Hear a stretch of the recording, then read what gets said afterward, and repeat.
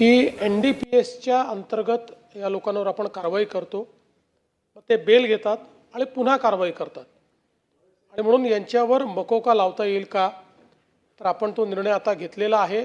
आपल्या कायद्यामध्ये बदल करून आपण यांना संघटित गुन्हेगारीखाली मकोकाखाली अटक करता येईल या प्रकारचं अमेंडमेंट याच अधिवेशनात आणतो आहोत। या अधिवेशनामध्ये आपण ते अमेंडमेंट करून निश्चितपणे यांना त्या अंतर्गत आपण कारवाई करू।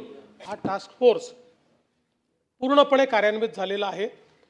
आत्तापर्यंत आपल्याकडे NDPSच्या संदर्भातलं युनिट हे फक्त काही ठिकाणी जिल्हा स्तरावर होतं, काही ठिकाणी त्याच्यापेक्षा वरच्या स्तरावर होतं, पण आता प्रत्येक पोलीस स्टेशनमध्ये स्वतंत्रपणे NDPSचं युनिट आपण तयार केलेलं आहे।